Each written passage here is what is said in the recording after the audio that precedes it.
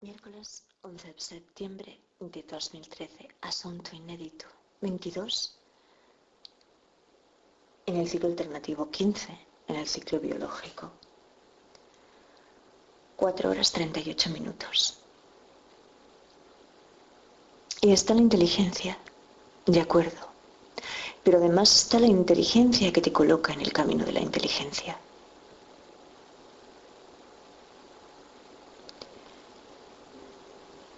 Y esa comunidad de singulares radicalmente diferentes.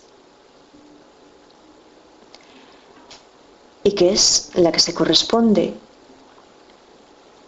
con los pensamientos de Husserl, o tal vez de Merleau-Ponty en cualquier caso. En esta ocasión, resonando en esa expresión de Sánchez, Ortiz y Urbina. Es la que se corresponde con los universos genómicos del profesor López Otín.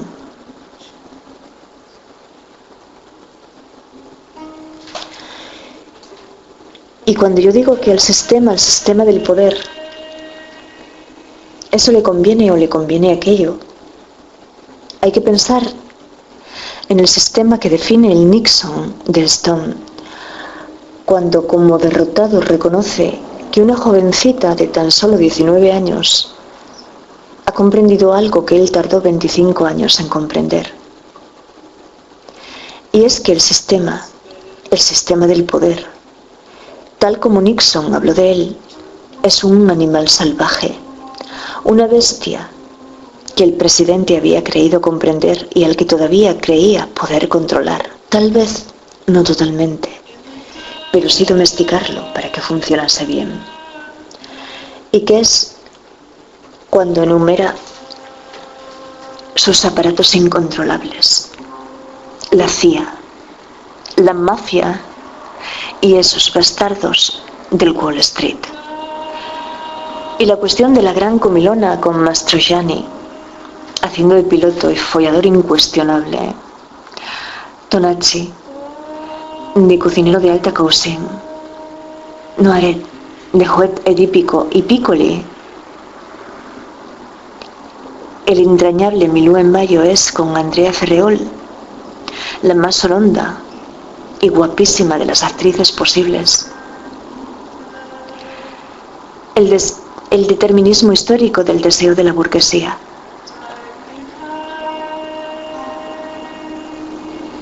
Y la cuestión de la gran comilona es el determinismo histórico del deseo de la burguesía, estereotipado por la comida, los manjares, símbolos de la abundancia y el poder. Pero eso del determinismo histórico es lo cuestionable, porque en esa época podía pensarse que las escenas que Marco Ferreri dirige son una metáfora de la decadencia a la que está abocada la clase social imperante. Es decir, según Feynman, se esperaba que el apetito insaciable de los amos terminara por hacerlos explotar, que es algo que no sucede. Aunque aquí los 4 glotones acaban muriendo, como habían previsto. Pero es la comedia del absurdo lo que presenciamos. Y en el análisis ayudará a Álvarez Cantalapiedra cuando se pregunta si las necesidades humanas se pueden saciar. Y si esto lo planteas desde el punto de vista de la alimentación, la más fundamental de las necesidades, obtienes la respuesta del límite. Por arriba del consumo, la posibilidad de envejecerse los órganos prematuramente, o al menos de reducir la expectativa de vida del organismo, y por abajo del consumo, la muerte por hambre y desnutrición. Así que la pregunta que tenía que hacerse Steptovsky a finales de los años 60 o principios de la década de los 70, en su obra Las frustraciones de la riqueza, era la de que la insaciabilidad pudiera estar presente en la naturaleza humana. El ansia de lograr siempre más, de lo que nos podría ser necesario y de lo que se tiene. Y él parte precisamente de lo que saben los economistas y lo confronta con lo que saben los psicólogos y los sociólogos. Y para este autor, las conclusiones son las siguientes. Los seres humanos han confundido el bienestar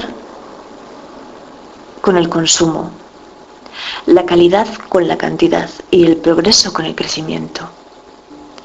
Y cuando algunas sociedades, o como yo, en el nivel mesoscópico, obtienen mayor bienestar con menos recursos.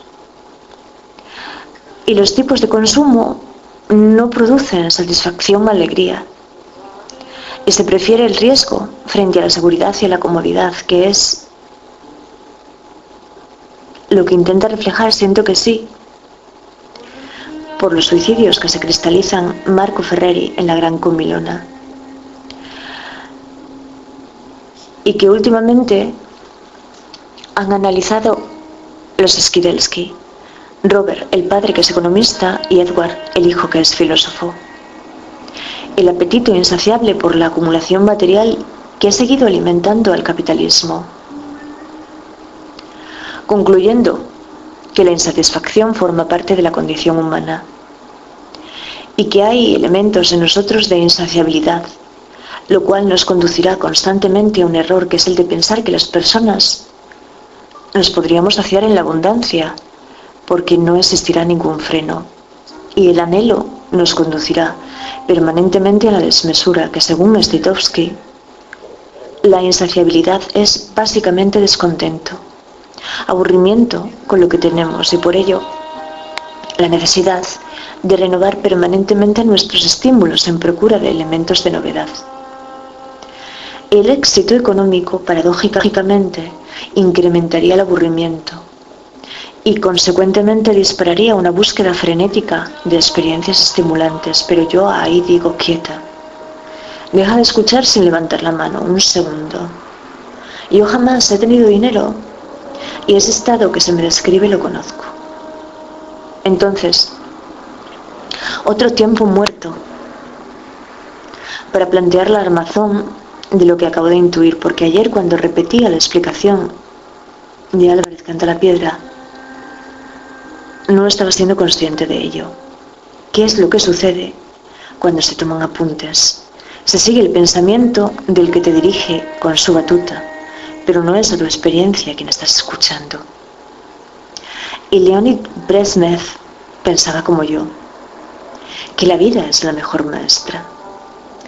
Así que nuestras dos moléculas de gliceraldehído 3-fosfato se oxidan y el NAD+ se reduce. Y esta reacción es catalizada por la enzima gliceraldehído 3-fosfato deshidrogenasa, que como deshidrogenasa elimina un ion hidruro equivalente a un protón más 2 electrones de la molécula del sustrato. Pero ayer volví a ser incapaz de comprender lo que sucede realmente con el fosfato inorgánico. Lo único que ahora leo, que los enlaces de fosfato tienen energías diferentes, y confesar que me costó mucho comprender qué era una P mayúscula y subíndice que miraba, porque con la cuestión de hacer del ATP un ATP-1, no había sido consciente de que a ese ATP, de que a ese -1 había que darle también una identidad, que es la del fosfato inorgánico. Pero a saber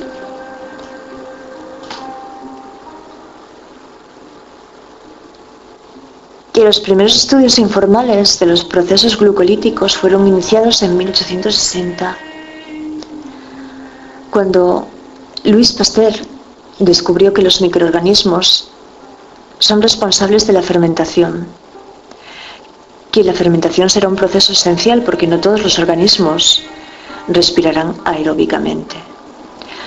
Y esta parte de la respiración celular que estamos conociendo es la parte de la respiración anaeróbica, donde el oxígeno no juega ningún papel, aparentemente, entre comillas, fenomenológicas.